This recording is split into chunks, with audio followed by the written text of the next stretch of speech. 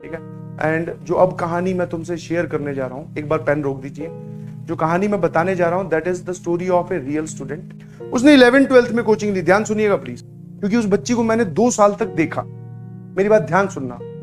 11th और 12th में वो दोनों साल पूरे साल ऑफलाइन में आई, और जिसको बोलते हैं ना हार्ड वर्किंग, हाँ रेगुलर स्टूडेंट थी हमेशा। कभी मैंने ऐसा नहीं सुना कि वो एब्सेंट है, कभी ऐसा नहीं देखा कि वो डाउट रूम में डाउट पूछने नहीं आई, आती रही।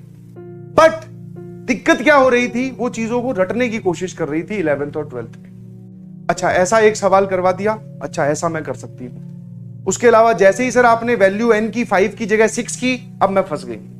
तो उस टाइप की मेंटेलिटी के साथ वो कर रही थी काम 2 सालों तक। ठीक है, हाँ। और मैं नहीं पढ़ा रहा था उसको, कोई और टीचर पढ़ा रहे थे, क्योंकि वो डाउट पूछने जनरली मेरे पास आ जाती थी।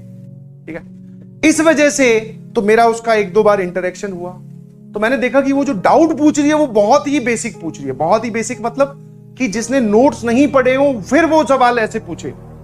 तो मैंने उन 2 सालों में भी उसको यही बोला कि बेटा नोट्स पढ़ाई करो, नोट्स को बार बार रिवाइज करो, नोट्स पे ध्यान दो, आप सवालों की तरफ मत भागें। पहले आपको अपने कॉन्सेप्ट क्लियर करने होंगे। आपको पता होना चाहिए कि ये वाली चीज यहां लगती है और ये वाली चीज यहां नहीं लगती है विद लॉजिक, तभी आप आगे सवालों पे जा सकते हो।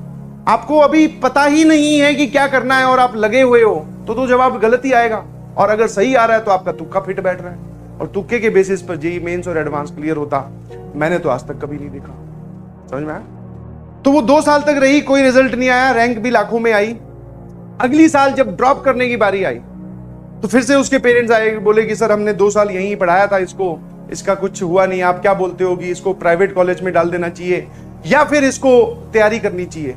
तो उसकी 2 साल की परफॉर्मेंस देखकर मेरे दिमाग से या मुंह से जो पहला शब्द निकला, मैंने कहा इसको प्राइवेट कॉलेज में आप एडमिशन दिलवा दो, कोई इशू नहीं। बिकॉज जो रिक्वायर्ड है वो मेहनत ये नहीं कर पाएगी, या फिर ये उस लाइन पे नहीं सोच रही है। हम इसको समझा रहे हैं बार बार। तो वो वहीं बैठी थी, शायद उसको ये बात बुरी लगी या चुप गई या पता नहीं। तो उसने मुझे बोला, और बड़े स्ट्रॉन्ग कॉन्फिडेंस में बोला। जब कोई इंसान कॉन्फिडेंस में बोलता है तो उसकी आवाज में एक बोलते हैं ना कड़कपन होता है। बोले सर मैं कर लूंगी। मैंने कहा बेटा सेम फॉर्मूलाज हैं, सेम कॉन्सेप्ट हैं, सेम थ्योरी है, फिर से पढ़ाएंगे, बट पढ़ना आपको है। बोली सर डन।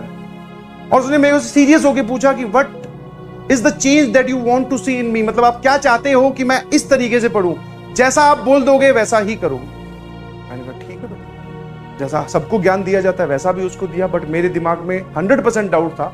मैंने तो उसके पेरेंट्स को भी बोला, मैं मत आप ड्रॉप करवाइए, इसको बढ़िया किसी प्राइवेट कॉलेज में एडमिशन दिलवा दो। पर वो नहीं मानी, उसकी जिद थी कि यहां करना है। फ्रॉम डे 1 इस बार मैं पढ़ा रहा था। अच्छा मेरे पढ़ाने से और किसी और के पढ़ाने से कुछ इसका लॉजिक नहीं, सेम सामने वाले की मेहनत पे डिपेंड करता है। ठीक है, तो इस बार वो मेरे ही बैच में थी। तो अब मुझे पता था कि ये डाउट जब पूछेगी तो मैं इसको तुरंत नोट्स पे ले जा सकता हूं। इसने ऐसे पूछा कि सर ये वाला सवाल नहीं सॉल्व हुआ, तो मैं तुरंत बोलूंगा कि तेरे से वो वाला सवाल सॉल्व हुआ था क्लास में, समझ में आया था? बोले हाँ सर, तो ये वही तो सवाल है, बस डाटा ही तो चेंज किया।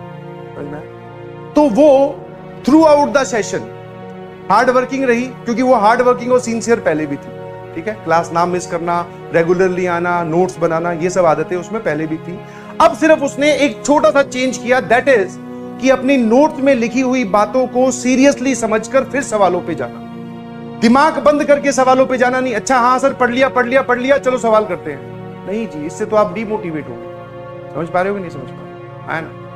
और जब मैंने बोला कि बेटा अब आप ध्यान रखना, पूरे साल में आपको सिर्फ एक ही चीज करनी है कि नोट्स का जो भी मैं बात पूछूं, हटाओ सवालों को, बोर्ड्स मतलब ये मॉड्यूल के सवाल बाद में पूछूंगा। मैं जब ये पूछ लूं कि बेटा वहां पर वो सवाल करवाया था उसका लॉजिक क्या है, वो क्लियर होना चाहिए। बोले सर डन, आप पूछ लीजिए। और शुरू के 10-15 दिन में उसकी 2-3 बार मुझसे मुलाकात हुई इसी सेशन को लेकर, और उसे 2-3 बार पूछा मैंने, 1-2 बार अटकी भी, और उसको समझ में आ गया कि ये मास्टर तब तक नहीं छोड़ेगा जब तक मैं नोट्स ढंग से ना पढ़ूं। समझ में आया? खूब मेहनत की, खूब पढ़ाई की। लॉजिकली जब आपको एक बार लगने लगता है, आप एक बार वो चीज पकड़ लेते हो कि अच्छा इस पे ये नहीं करना था, ये करना था, इसका कारण ये है, तो आपको मजा आने लगता है। समझ में आया? आपको फिर मजा आने लगता है, हाँ यार इस बार मैंने सोच लिया, अगली बार और सोच लूंगा। एक सवाल में, फिर 2 सवाल में, फिर 10 सवाल में, फिर हर एक सवाल में आप ऐसा ही करते हैं। और जब आप ऐसा करते हैं तो आप कॉन्सेप्चुअली स्ट्रांग होते हैं। और कॉन्सेप्चुअली जब कोई इंसान स्ट्रांग होता है तो फिर फर्क नहीं पड़ता कि आपके सामने मेंस का सवाल है कि एडवांस का सवाल है। समझ में आया? और फाइनली बहुत तगड़ा फोड़ा, और आई वाज एक्सपेक्ट, मतलब क्या बोलते हैं उसको, सरप्राइज। मैं कह रहे यार गजब, I was very much confident भी था कि इस बार ये फोड़ देगी, और जबरदस्त फोड़ा।